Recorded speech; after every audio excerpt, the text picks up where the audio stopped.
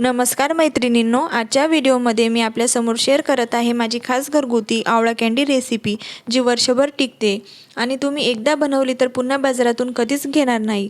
चला तर मग रेसिपीला सुरुवात करूया। इथं मी अर्धा किलो आवळे घेतलेले आहेत। हे एका डब्यामध्ये आपल्याला काढून घ्यायचे आहे। नंतर डब्याचे झाकण लावून आपल्याला हा डबा फ्रीझरमध्ये ठेवायचा आहे। 2 दिवस हा डबा आपल्याला फ्रीझरमध्ये ठेवायचा आहे।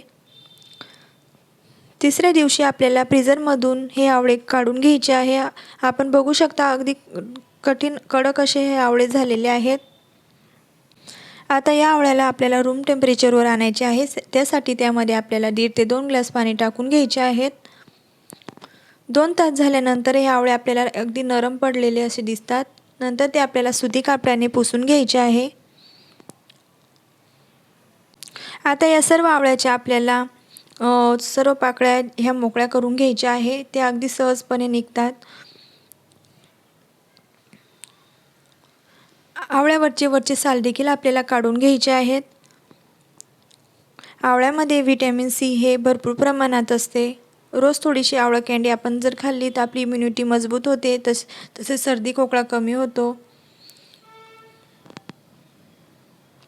अशा पद्धतीने आपल्याला आवळा कँडी वरची सर्व साल काढून घ्यायची आहे। नंतर 1 ते 2 तास आपल्याला ही आवळा कँडी उन्हामध्ये वाळवून घ्यायची आहे।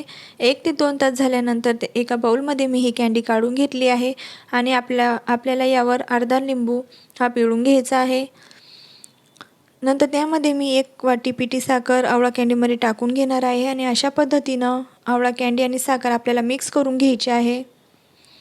आवळा कँडी आणि साखर मिक्स झाल्यानंतर आपल्याला वरतून झाकण ठेवून 2 दिवस ही कँडी आपल्याला अशा बाजूला ठेवायची आहे। आणि आपण बघू शकता साखर ही पूर्णपणे कँडीमध्ये विरघळलेली आहे।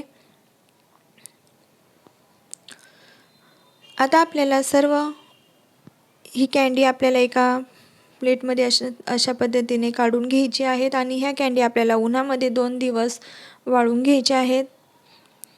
अगदी छान प्रकारे वर्षभर टिकेल अशी आपली आवळा कँडी बनवून तयार होते।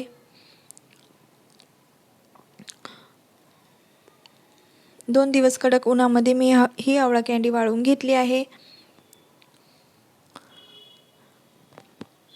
नंतर यावर आपल्याला 2 चमचे पिठी साखर टाकून घ्यायची आहे। ही आवळा कँडी आपण लहान मुलांना देखील देऊ शकतो। अशा पद्धतीने आपली आवळा कँडी इथं बनवून तयार झाली आहे। आपल्याला माझी ही रेसिपी कशी वाटली हे मला कमेंटमध्ये नक्की कळवा।